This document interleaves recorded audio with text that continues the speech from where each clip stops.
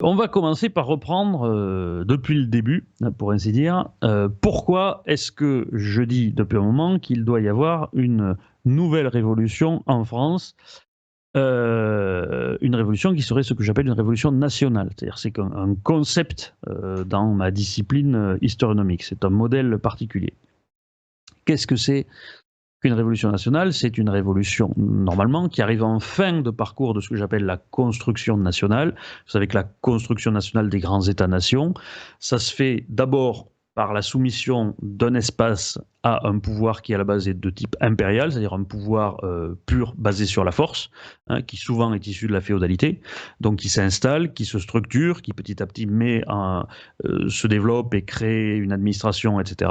Et à partir du moment où c'est sur un territoire assez stable, ce territoire s'homogénéise culturellement, il se met à développer une identité propre en mélangeant, un métissage, si vous voulez, de l'ensemble des populations à l'intérieur de ça, suffisamment pour qu'il y ait une conscience politique qui naisse à cette échelle-là. Et le jour où cette conscience politique est née, c'est-à-dire le jour où cet État est mature, c'est-à-dire à peu près 600 ans, la société est prête à rechercher, à renverser le pouvoir impérial pour mettre en place un pouvoir qui est censé être représentatif de la société à travers donc la démocratie parlementaire. Et ça, c'est le point d'aboutissement, on va dire. Et par exemple, le régime impérial sous la monarchie absolue, c'était l'héritière du régime impérial qui avait fait la France, c'est-à-dire qui avait conquis l'ensemble du territoire français, l'avait soumis, l'avait unifié. Et lorsque la conscience nationale française a été née suffisamment, hein, c'est ce qui est attesté notamment par des textes comme Qu'est-ce que le tiers-État, publié peu avant la Révolution, qui montre qu'il y avait une naissance d'une conscience nationale, à ce moment-là, à partir du moment où le pouvoir impérial est à la fois ruiné et délégitimé, il y a ce basculement qui peut s'opérer, et c'est un basculement qui est donc ce que j'appelle un mouvement de révolution nationale qui dure à peu près 40 ans et qui transforme cet État donc impérial en un État-nation parlementaire, pas forcément démocratique tout de suite. La démocratisation, ça se fait au-delà du parlementarisme, avec l'extension du corps, parce qu'on ne bascule pas tout de suite dans le suffrage universel, donc avec l'extension du corps de suffrage, etc. Ça met à peu près un siècle de plus, on va dire, ou 50 ans, disons, après la fin de la Révolution nationale pour devenir une vraie démocratie. Par exemple, la France, mouvement de révolution nationale, il se termine en 1830 avec l'arrivée du premier régime parlementaire, mais on ne devient véritablement une démocratie parlementaire que sous la Troisième République, c'est-à-dire 50 ans plus tard. C'est un petit peu pareil avec l'Angleterre et tous les pays en fait d'Europe qui ont connu la même trajectoire, pas au même moment, puisque je rappelle que on va dire que l'Angleterre c'est la première révolution nationale dans un pays d'une taille standard. Il y a eu d'autres révolutions à un degré inférieur, mais j'y reviens pas. Juste, vous avez eu en gros Florence au XVe siècle, vous avez eu la Bohème hussite au XVe siècle, qui ont connu aussi, qui étaient des endroits, notamment à Prague, qui étaient vraiment très très en avance au niveau développement humain, on va dire, sur le reste du continent. Mais le premier pays à grande échelle qui a fait ça, c'est l'Angleterre au XVIIe siècle, a suivi la France XVIIIe, XIXe siècle, et ensuite la plupart des grandes révolutions nationales en Europe occidentale ont eu lieu au XXe siècle. C'est-à-dire en Allemagne, en Italie, en Espagne, mais aussi en Russie et dans un certain nombre de pays d'Europe de l'Est. Donc, à la sortie de ça, normalement, pourquoi j'en parle de révolution nationale? Tout simplement parce que c'est ce qui vient parachever finalement l'entité nationale. Parce qu'après ça, les entités nationales peuvent s'adonner par exemple à la colonisation sur des rivages lointains, mais les frontières sont relativement fixées. Et les frontières elles-mêmes deviennent une partie de l'identité. Parce que quand les gens pensent à leur identité collective, ils imaginent, ils visualisent les frontières de leur pays. Donc à partir du moment où vous avez une frontière qui est délimitée, vous ne l'allez pas chercher au-delà. Par exemple, en France, une fois qu'on a l'identité qui est terminée, on n'a plus tellement envie d'aller conquérir la Belgique, entre autres. Donc voilà comment ça se passe. Mais ça, naturellement, si je vous dis ça, vous vous dites, mais pourquoi est-ce qu'il nous parle de révolution aujourd'hui? Surtout si vous m'avez jamais écouté avant. Pourquoi est-ce qu'il nous parle de révolution aujourd'hui alors que clairement, si la révolution c'était 1789-1830, il n'y a aucune raison qu'on fasse une autre révolution maintenant. Et ça vient du fait, un autre de mes modèles, et j'ai commencé à écrire là-dessus en 2020, c'est en 2020 que j'ai vraiment compris ça. Ça vient du fait qu'il peut y avoir ce que j'appelle des répliques de révolution nationale. Quand est-ce qu'elles arrivent les répliques? Quand par un accident de l'histoire, soit la révolution nationale normale, c'est-à-dire quand elle s'est déclenchée, a été interrompue d'une manière ou d'une autre par un événement extérieur, soit alors que, encore plus tard, le régime parlementaire s'est bien installé, une intervention extérieure est venue casser l'État. Donc dans les deux cas, c'est quand vous avez une grosse intervention étrangère qui vient casser l'État et remuer, en fait, dégrader l'édifice qui s'est patiemment construit. L'édifice institutionnel, l'édifice politique, puisque vous savez que toute la politique, c'est essentiellement des habitudes et un processus très organique. Et donc, exemple de ceci, ben vous avez par exemple la révolution russe de 1917 qui est interrompue dans son cheminement normal. Je vous rappelle la révolution au sens révolution nationale, c'est-à-dire un processus qui dure une quarantaine d'années. Cette révolution nationale, pour vous la faire courte, vous avez d'abord une destruction de l'ancien régime. Ensuite, vous avez une montée aux extrêmes révolutionnaires, avec les plus radicaux qui peuvent arriver au pouvoir ou qui essayent de le faire. Une fois que ça se solde par l'arrivée d'une dictature militaire, hein, que ce soit Napoléon, Cromwell, ce genre de choses, ou en tout cas un régime autoritaire dans son ensemble. Vous avez Franco aussi en Espagne, et le régime nazi en grande partie a été très militariste aussi, donc ça correspond à ça. C'est souvent à ce moment-là qu'il y a la phase que j'appelle de l'impérialisme revanchard, donc où le pays essaie en plus de sortir de ses frontières. Une fois que cette phase-là se termine, il y a une forme de, alors soit de restauration, c'est-à-dire on revient à une espèce d'ancien régime, mais qui n'est plus ancien régime, qui intègre des apports de la Révolution. C'était le cas par exemple de la Restauration de 1815 en France, mais c'est le cas aussi par exemple du gouvernement de Franco qui pouvait s'apparenter à ce qui était en place avant 1931 avec la dictature de Primo de Rivera, etc. C'est-à-dire un régime monarcho-militaire.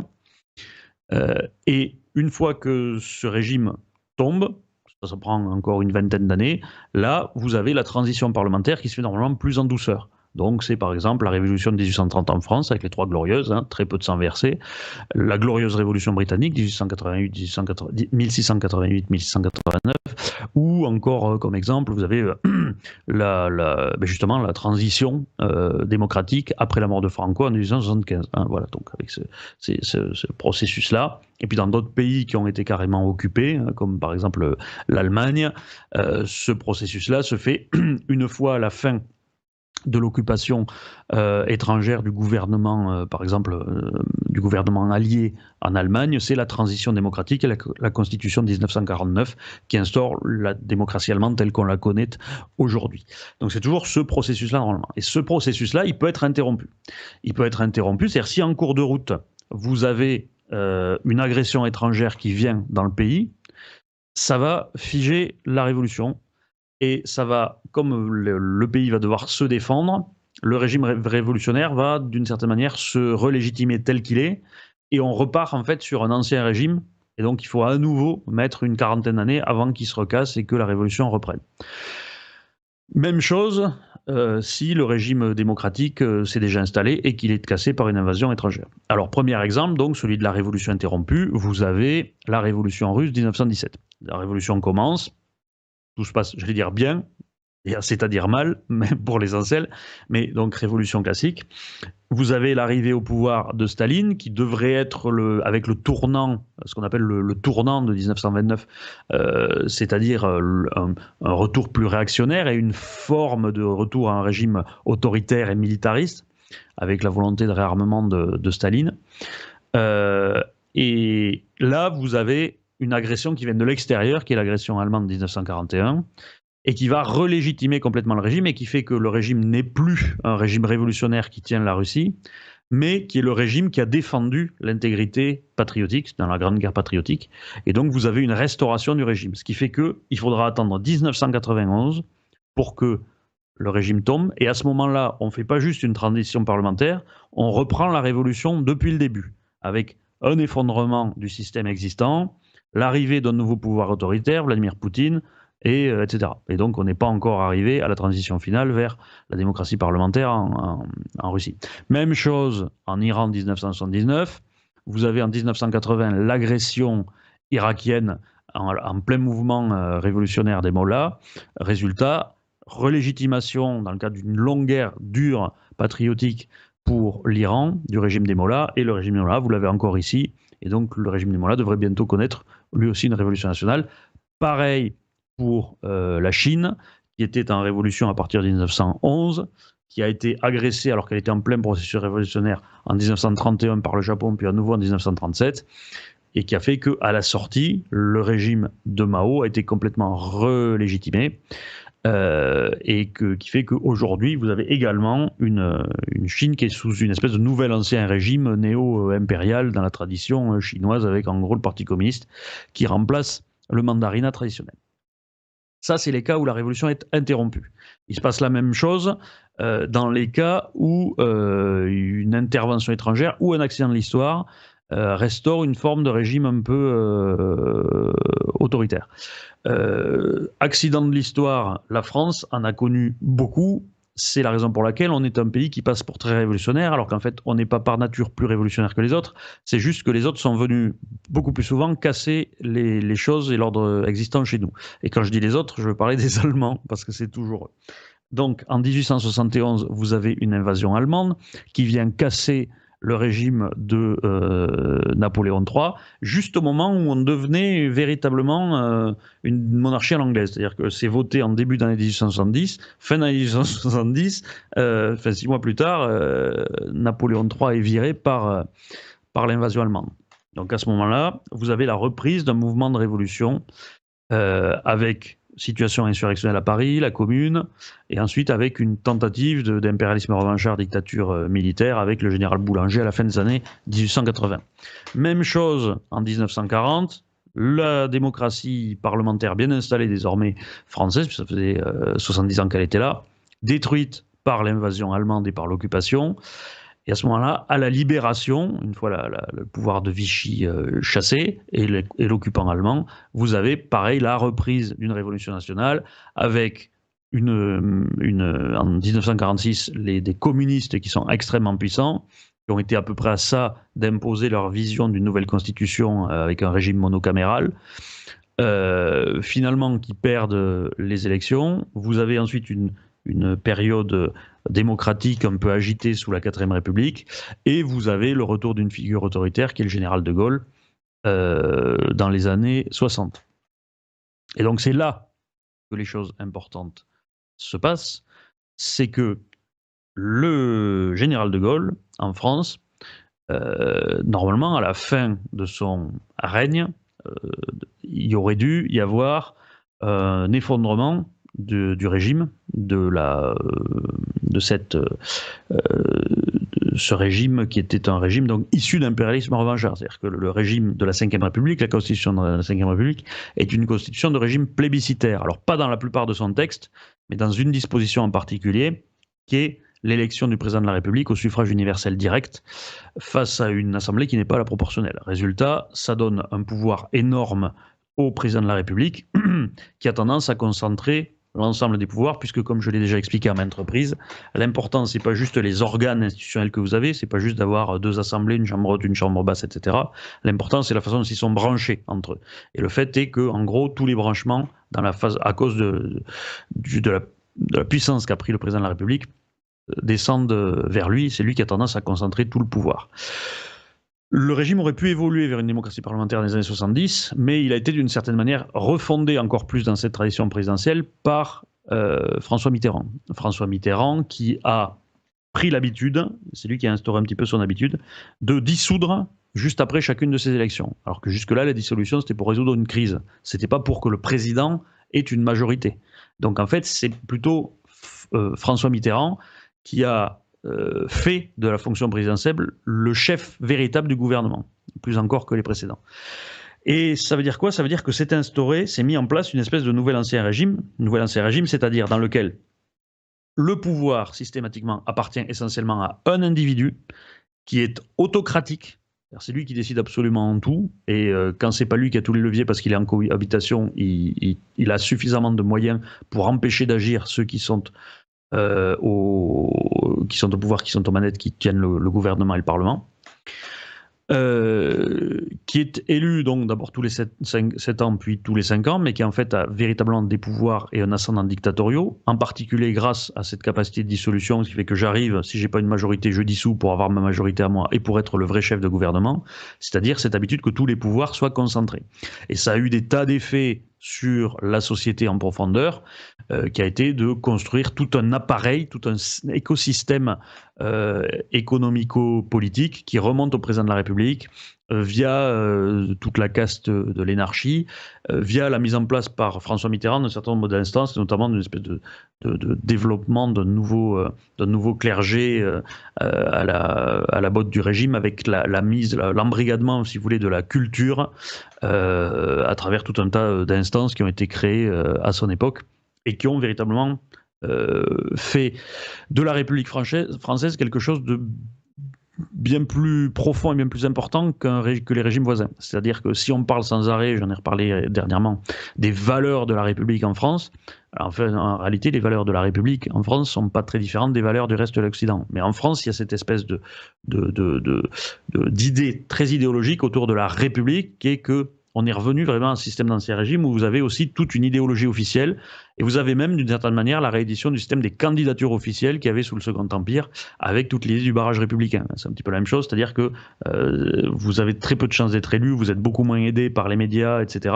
si votre candidature n'est pas tamponnée par le régime. Alors, barrage républicain, c'est ça. Si votre candidature n'est pas tamponnée barrage républicain, c'est beaucoup plus difficile de gagner l'élection. On vient de le voir. Donc, pour bien synthétiser, la France est à la veille d'une nouvelle révolution parce que, structurellement, on a eu, comme la France a subi un cas dans lequel son régime parlementaire installé a été détruit par une intervention militaire étrangère.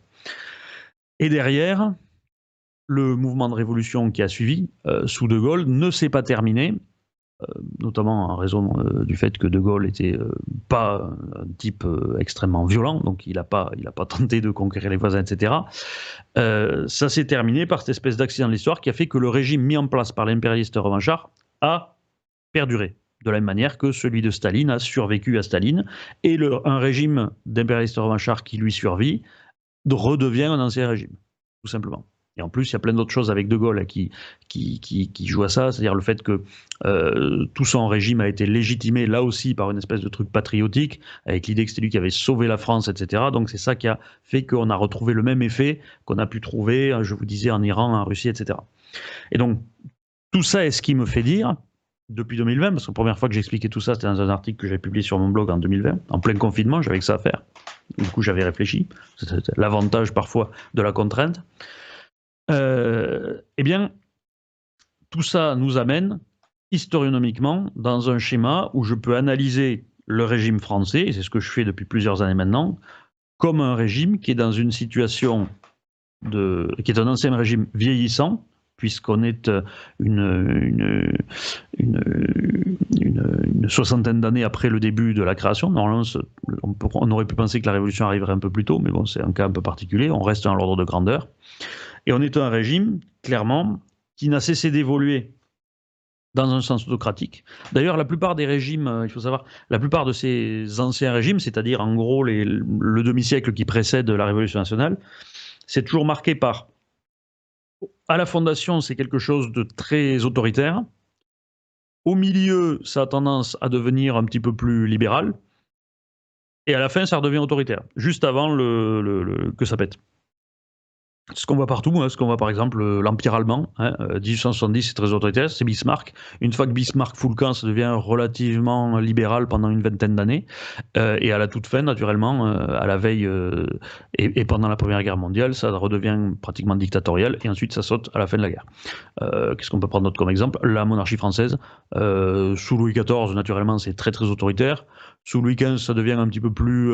c'est l'époque des Lumières, voilà, il y a une certaine liberté qui s'installe. Et sous Louis XVI, alors c'est pas que Louis XVI est très autoritaire, mais il y a une refermeture de la caste dirigeante, c'est-à-dire des aristocrates de la noblesse en particulier. Et on voit également le même phénomène, dernier exemple, en URSS. Hein, en URSS, vous avez bien sûr au début, avec Staline, il n'y a pas besoin de souligner à quel point c'est dur. Ça s'apaise, ça s'adoucit un petit peu sous Khrouchtchev. Et ensuite, ça redevient relativement dur sous Brejnev et ensuite dans les années 80. Même si ça ne retrouve pas le niveau de Staline, mais ça fait que, comme vous avez une société qui s'est habituée à être un petit peu plus libre, un petit peu plus démocratique, forcément le retour d'autorité est difficile à admettre. Et en ce qui concerne la France, ben, c'est également très clair. Vous avez le régime de De Gaulle qui est effectivement très... c'est la France du général de Gaulle, hein, je renvoie au SS 117, c'est très clair. Ensuite, vous avez pour le coup, malgré tout, un apaisement, une certaine démocratie, parce que vous avez les périodes entre Mitterrand et Chirac, ce sont les périodes des grandes cohabitations. Et donc, dans les grandes cohabitations, naturellement, il y a plus d'espace de liberté. Le régime est plus parlementaire par nécessité. Même sous Hollande, d'une certaine manière, Hollande avec sa présidence normale, en fait, c'était ça. Hollande est très Troisième République, donc il y avait un côté, à nouveau, on laisse gouverner le Parlement. Même s'il y avait toujours une majorité absolue. Et ensuite, full présidentialisme depuis le début du règne d'Emmanuel Macron. Ce qui laissait annoncer que le régime allait finir par se casser la figure. D'autant plus que la ruine financière, elle aussi, approchait à grands pas. Et désormais, on a la ruine financière, on a la délégitimation du régime, on a tout. Et donc, c'est logique, nous arrivons vers des temps révolutionnaires. C'est pour ça que je le répète depuis quelques années. J'explique, je ne peux pas dire exactement par où ça va passer. Ce que je sais, c'est qu'à un moment, il va être remise en cause la constitution de la Ve République.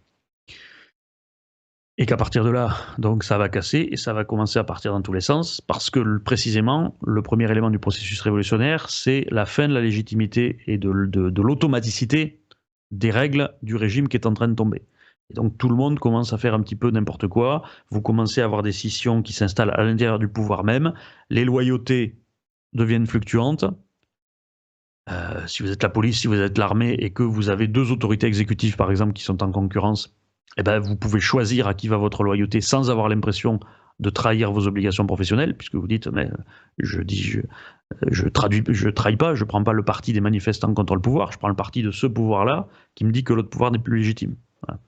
Donc c'est comme ça que le processus révolutionnaire s'engage.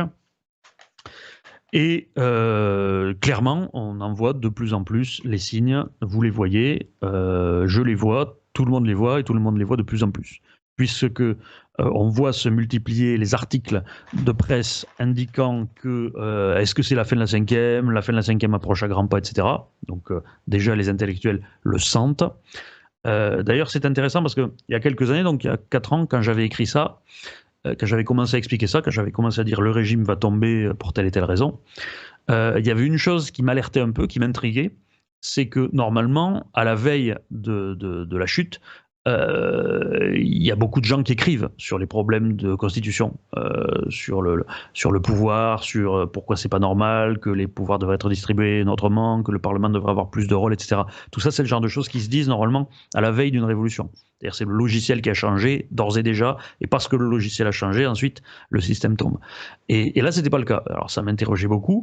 On en parlait pratiquement pas encore il y a 2 ans.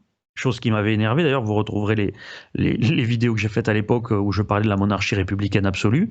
Monarchie républicaine, l'expression n'est pas de moi, du Verger, Maurice Duverger, le constitutionnaliste. Mais moi, j'ai insisté en disant absolue, pour faire le parallèle. Et mais donc c'est pour ça aussi, pour cette raison-là, que j'avais écrit ce petit bouquin qui s'appelait Le Président absolu. Je crois que j'en ai pas là. Parce que je me disais, c'est pas normal que personne n'en parle. Bon, en fait, j'avais juste un petit peu d'avance, puisque maintenant que la situation suit son cours normal, évolue organiquement vers la révolution, eh bien, de plus en plus de gens en parlent. Et on a même appris, par un sondage qui est sorti cette semaine, qui était un sondage Ipsos, je crois, que 63% de la population française est pour un changement de constitution. Je ne sais pas, Léo, si tu avais le... Je vais peut-être te l'envoyer, puisque je l'ai le texte du sondage, j'ai l'image, comme ça tu pourras l'afficher. 63% des gens étaient donc favorables à un changement de constitution. Ceux qui sont le plus favorables dans l'ensemble du spectre, politique, ce sont les électeurs de la France Insoumise, qui sont 84% à vouloir ça. Pas étonnant, après tout, c'est dans leur programme, normalement, une constituante et une 6e République. Mais ce qui est très intéressant, c'est que la deuxième fraction de la population à être la plus favorable à un changement de constitution, c'est l'électorat du Rassemblement national, qui est à 76% favorable à ça. Derrière, ensuite, ce sont les écologistes à 75%, le Parti socialiste à 68%, les républicains ne sont qu'à 45%, c'est assez normal puisque les républicains, c'est le vieux parti gaulliste, donc ce sont des gens qui, par définition, sont attachés à la constitution héritée du général de Gaulle, qui ne veulent pas le changer. Et ceux qui sont les moins favorables à ça, et ça c'est encore plus intéressant, c'est Renaissance, où seulement 33% des gens sont favorables à ce changement de constitution. Hein, c'est-à-dire que véritablement, ils tiennent le pouvoir, ils sont centristes qui sont assez ravis de l'autorité du roué, n'est-ce pas? Donc, néanmoins, ça montre que dans la population, c'est quelque chose qui bouge. Vous avez des articles qui sortent sur pourquoi est-ce que la gauche prône la mise en place d'une constituante.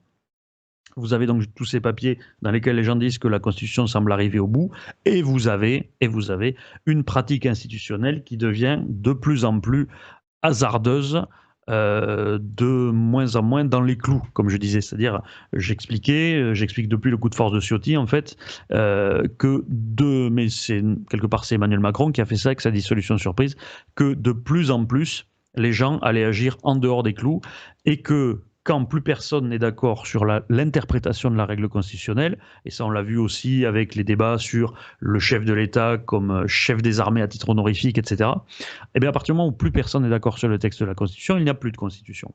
Parce que une Constitution, en réalité, c'est avant tout une pratique du pouvoir. Et le fait que tout le monde a des habitudes, une bienséance, une espèce d'automatisme sur ce qui se fait et ce qui ne se fait pas politiquement. C'est pour ça que la transition de la monarchie vers le régime parlementaire, ça prend des décennies, parce qu'il faut mettre en place de nouvelles mécaniques, justement, de nouveaux lieux communs, finalement, de nouveaux automatismes qui font que les choses ne font pas scandale et qu'elles se font naturellement.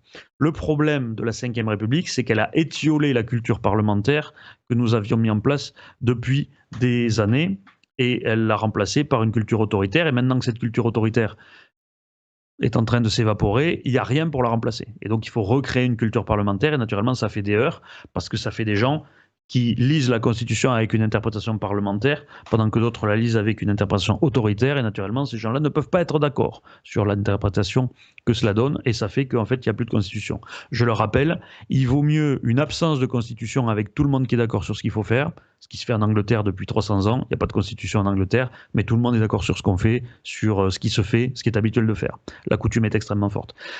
Si vous avez une Constitution... Vous avez plein de pays partout, en Afrique, en Amérique du Sud notamment, où il y a une constitution et où ça n'a jamais rien garanti. Parce que l'important, c'est la culture démocratique. La deuxième chose, le deuxième exemple que je voudrais prendre pour voir quelle serait la forme de la chute du régime. Parce que de plus en plus, forcément, à mesure que le temps passe, vous êtes nombreux à m'en parler, mais évidemment, je me pose la question moi-même. On peut se poser la question, est-ce que vraiment on ne va pas avoir une élection en 2027? Qu'est-ce qui pourrait faire partir Emmanuel Macron avant 2027? Est-ce qu'en soi, le fait qu'il y ait une élection, qu'il y ait une échéance électorale, et qu'elle n'ait pas de raison de sauter, ne neutralise pas le processus révolutionnaire, avec l'idée que les gens préféreront attendre l'élection, surtout si on s'en rapproche et que par exemple on s'y retrouve à 2 ans des élections quand on sera l'année prochaine, même à moins de 2 ans, mettons, s'ils redisent coup en juin 2025. Alors là-dessus, pour moi, et pour savoir ce qui peut se passer après et comment peut se passer effectivement la révolution, l'exemple le plus intéressant, c'est l'Ukraine. C'est l'Ukraine de 2014, puisque comme vous le savez, comme je l'ai expliqué à maintes reprises, en 2014, nous avons eu une révolution nationale en Ukraine, un début de révolution nationale qui s'est passé comme partout ailleurs, les révolutions nationales. Et en particulier, on a eu un changement constitutionnel très important qui s'est produit en 2014. Alors je rappelle le contexte, bien sûr vous savez pour ce qui est du mouvement populaire, c'est l'Euromaïdan, Vous en connaissez les raisons immédiates, qui sont la tension entre, d'un côté, la volonté de pencher vers la Russie, de l'autre, la volonté de pencher vers l'Europe, avec une jeunesse, notamment urbaine, de Kiev, qui préférait pencher vers l'Europe, des éléments nationalistes ukrainiens en plus, qui eux étaient plutôt anti-russes et donc qui venaient en appui de cette volonté européenne, on va dire, en Ukraine. Mais ça, si vous voulez, c'est ce qui déclenche le mouvement populaire. Ça déclenche ce mouvement populaire. Un mouvement populaire, il peut être déclenché par autre chose. Hein. Ça peut être toujours pareil, des émeutes de la faim dans d'autres endroits. Hein. Par exemple, c'était le cas en Tunisie. Et ça a aussi motivé, par exemple, la prise de la Bastille. Hein. Les gens étaient affamés. Mais il y a aussi d'autres motifs sociaux beaucoup plus profonds à l'origine de ça. Chez nous, on voit déjà encore une fois la gauche qui peut commencer à s'agiter, notamment dans quelques jours. Mais voilà, ça fait partie des choses qui jouent. Bon, mais ça, c'est l'aspect populaire. Ce qui s'est passé au plan institutionnel est peut-être encore plus intéressant pour nous. Alors, d'abord, première chose, vous vous en souviendrez, la première chose qui s'est passée, c'est que les troubles de l'Euromaïdan ont conduit à des débordements, avec des gens qui ont tiré, il y a eu des snipers qui ont tiré notamment sur la foule. Donc il y a eu des morts, il y a eu des morts dans la police aussi, et vous avez Yanukovych qui s'est enfui. Et là, vous avez la Rada, c'est-à-dire le Parlement ukrainien, qui a voté la destitution, pour absence, pour abandon de poste, de Yanukovych. Yanukovych, il était à, je crois, 2 ou 3 ans de la fin de son mandat. Donc, comme Emmanuel Macron, si vous voulez. Donc, là aussi, vous pourriez vous dire, Yanukovych, ils auraient pu le virer, ils auraient pu attendre de le virer sur une élection, parce que les élections, elles arrivaient régulièrement. Il y a eu des litiges, on va dire, sur certaines élections, qui ont fait, notamment dans le cas de ce qu'on a appelé la révolution orange en 2004, mais les élections, elles avaient lieu, en tout cas, à échéance régulière. Donc il y avait une échéance régulière qui était en vue en Ukraine, et pour autant, Yanukovych a bien été chassé. Donc ça indique, selon moi, que le fait qu'il y ait une échéance électorale n'empêche pas qu'il puisse y avoir une crise institutionnelle qui oblige le type à dégager avant. C'est la première chose intéressante. Deuxième chose intéressante, quelle a été la conséquence institutionnelle de Yanukovych? Parce que si vous regardez comme ça vite fait, vous voyez quoi? Que Yanukovych est parti, qu'après il y a eu une autre élection, qu'il y a Poroshenko qui a été élu. Bon, du coup, vous dites que ça n'a pas énormément changé. En réalité, ça a changé au plan institutionnel. Parce que il y avait eu, déjà, c'était au moment de la révolution orange, il y avait eu une réforme institutionnelle qui avait été faite dans le cadre de la constitution ukrainienne, qui réduisait les pouvoirs du président ukrainien, justement, qui était un petit peu un hyper-président jusque-là, au profit du Premier ministre et du Parlement, de la Rada. Donc ça veut dire qu'en soi, il y avait eu déjà une réforme qui devait aller dans ce sens. Et donc on avait un régime présidentiel ou présidentiel parlementaire, semi-présidentiel, en quelque chose de plus parlementaire. Et ça, c'est la réforme de 2004, donc à la suite de la Révolution orange. Mais cette réforme de 2004, à la suite de l'élection de Yanukovych en 2010, elle a été annulée par la Cour constitutionnelle d'Ukraine. Alors, je ne rentre pas dans le détail, mais c'est un peu bizarre que la Cour constitutionnelle décide qu'une réforme de la Constitution est inconstitutionnelle. C'est un petit peu bizarre, mais enfin, c'était louche. Ça a d'ailleurs été très critiqué par les instances internationales. Mais donc ça a représidentialisé en fait, parce que c'était dans l'intérêt de Yanukovych en fait, c'est lui qui avait bricolé ça pour redevenir, récupérer tout le pouvoir présidentiel. Donc vous savez, ce traditionnel, j'explique toujours, dans un régime présidentiel ou dans ce que j'appelle l'ancien régime en général, c'est-à-dire celui qui précède une révolution, vous avez toujours une étape au milieu où il s'adoucit et à la fin il se redurcit. Je disais que on peut estimer que le régime présidentiel français s'est adouci, on va dire, dans la fin des années 80, début des années 90 avec les cohabitations, et qu'il s'est redurci depuis qu'il n'y a plus de cohabitation, et en particulier depuis l'arrivée d'Emmanuel Macron, parce que c'était encore relativement parlementaire sous François Hollande, après la présidence Sarkozy. Donc c'était un petit peu ça. Ça existait aussi en Ukraine. Et donc il y a eu ce retour du pouvoir présidentiel. Et donc, ce qui s'est passé avec 2014, c'est qu'une fois à peine Yanukovych parti, la Rada, donc après avoir voté la destitution de Yanukovych, a voté le retour à la Constitution de 2004. C'est-à-dire a voté plutôt que, parce que c'est le retour à la Constitution de 2004, mais en réalité a revalidé, remis en vigueur, et a mis en vigueur définitivement c'était une des revendications les plus importantes de l'opposition d'ailleurs, hein, et notamment les mecs au Maïdan, ça fait partie des choses qu'ils demandaient, de voir le pouvoir du président rabaissé. C'est pour ça que c'est très intéressant.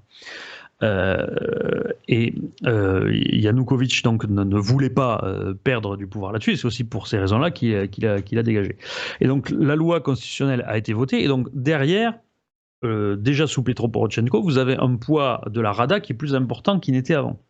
Alors ensuite, il y a eu les difficultés du pays, notamment depuis le début de la guerre, qui font que forcément le pouvoir du commandant en chef, pour ainsi dire, a repris beaucoup de force, mais la transformation était celle-ci.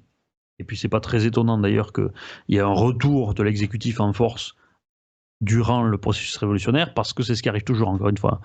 C'est Napoléon, c'est Franco, c'est tout ça, c'est De Gaulle. Hein. Après la 4ème République, vous avez toujours un retour de l'autorité, et le vrai triomphe du parlementarisme, ça n'arrive qu'en toute fin de processus, et ça prend une vingtaine ou une trentaine d'années. Mais donc, disons que les premières étapes, en tout cas, fonctionnent comme ça. Donc ce que vous voyez, c'est que, et c'est là-dessus que je vais arriver, dans un pays où vous avez un régime qui est hyper présidentiel, d'accord? Vous avez déjà eu une tentative de parlementarisation. Ce qui a été le cas en France, finalement, avec les réformes constitutionnelles de 2008, qui étaient censées redonner beaucoup de pouvoir au Parlement, mais notamment avec une vision très souple, finalement, du cavalier législatif, où on disait qu'une disposition qui avait un lien même indirect avec la loi principale, le Parlement pouvait introduire des amendements.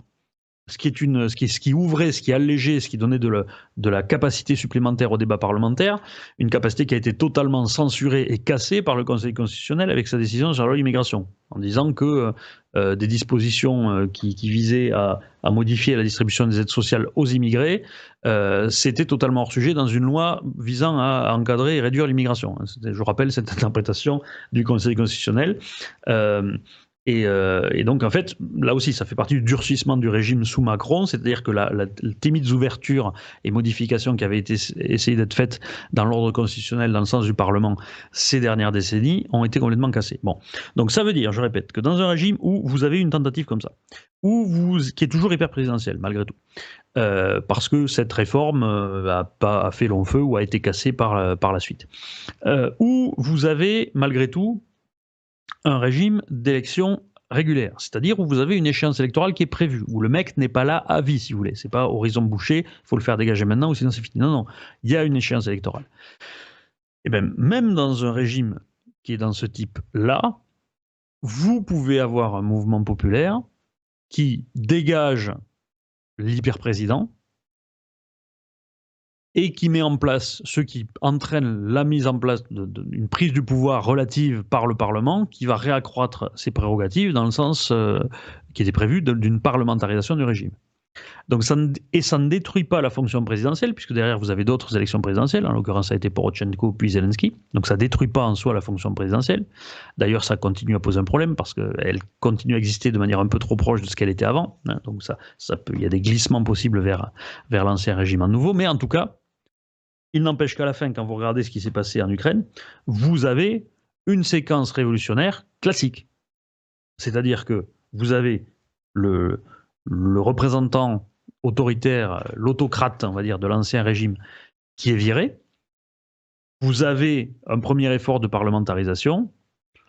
Alors après, vous pouvez avoir un retour d'autorité, ça c'est classique dans les types de révolution, mais en tout cas, vous avez eu un mouvement de révolution avec manifestation, avec un président qui est obligé de démissionner et avec une rupture institutionnelle qui a lieu. D'accord ? Donc tout ça pour dire que l'exemple ukrainien me conduit à penser que on va vers ça en France. C'est-à-dire que le fait qu'il y ait une échéance électorale possible en 2027 ne garantit pas du tout que les gens vont rester calmes jusqu'en 2027. On a tous les critères habituels dont je parle très souvent d'entrée en révolution qui sont réunis. le stade d'avancement global de la société, bon ça il n'y a pas de problème, hein, ça fait 200 ans que la France est à ce niveau quasiment d'être dans un régime parlementaire, donc ça il n'y a pas de problème, c'est sous-jacent, c'est permanent. Et ensuite vous avez le discrédit du régime et la ruine financière.